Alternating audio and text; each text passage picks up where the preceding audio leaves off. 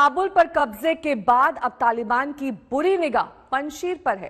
पंजशीर अफगानिस्तान का वो एकमात्र इलाका है जिस पर तालिबान अब तक कब्जा नहीं कर पाया है। पंजशीर के पास तालिबानी आतंकियों के जमा होने की खबर के बाद प्रतिरोधी बल की अगुवाई कर रहे अहमद मसूद ने चेतावनी दी कि अगर तालिबान ने हमले की जुर्रत की तो भरपूर जवाब दिया जाएगा।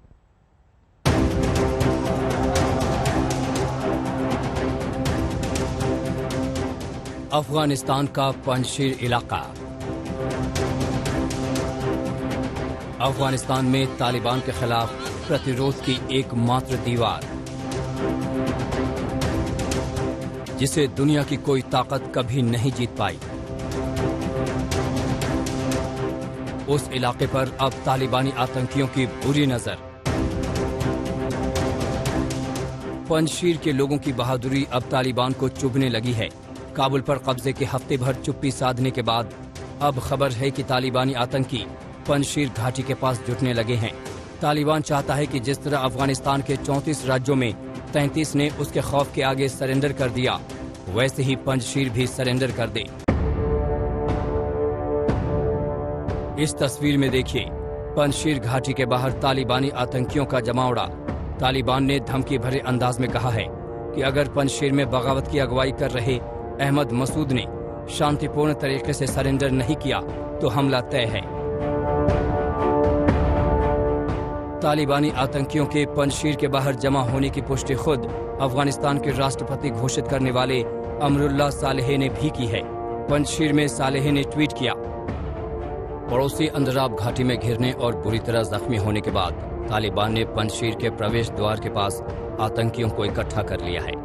इस बीच प्रतिरोधी बल ने सलांग हाईवे को बंद कर दिया है। पंजशीर के बाहर तालिबानी आतंकियों के जमावड़े का संकेत साफ है कि वहां किसी भी वक्त लड़ाई छिड़ सकती है। तालिबान ने पंजशीर पर मानसिक दबाव बनाने के लिए ऐसी खबरें फैलाईं कि बगावत की अगुवाई कर रहे नेता अहमद मसूद ने तालिबान से समझौता कर सरेंडर कर दिया है। लेकिन अहमद मसूद ने साफ कह दिया है कि पंजशीर को तालिबानी कब्जे से बचाने के लिए वो लड़ाई को तैयार हैं। I am in my sanctuary. I am in my stronghold, Panjshir Valley.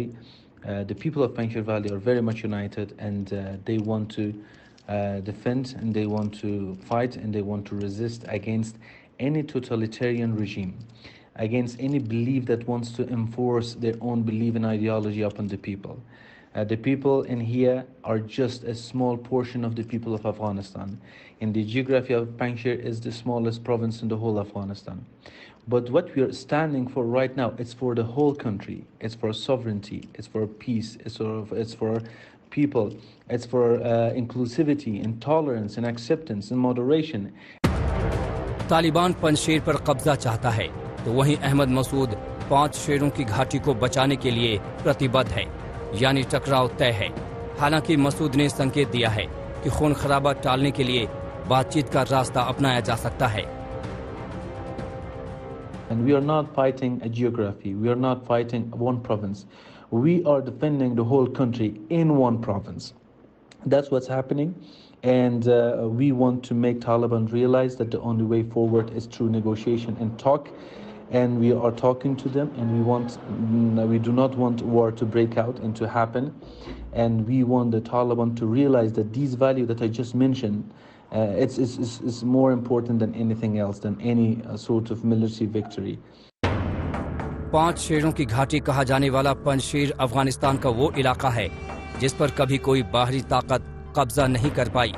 Kabul पर तालिबान के कब्जे के बाद इसी पंजशीर घाटी को पूर्व उपराष्ट्रपति अमरुल्लाह सालेह और अहमद मसूद ने अपना ठिकाना बनाया है। अहमद मसूद अफगानों के नायक और पंजशीर के शेर के रूप में मशहूर अहमद शाह मसूद के बेटे हैं। 90 के दशक में अहमद शाह मसूद ने तालिबान के साथ जंग छेड़ी थी। तालिबान के खिलाफ जंग में अहमद मसूद अपने पिता के पद चिन्हों पर चलने का ऐलान कर चुके हैं। तालिबान के लिए संकेत साफ है कि हर जगह उसकी धौंस नहीं चलेगी।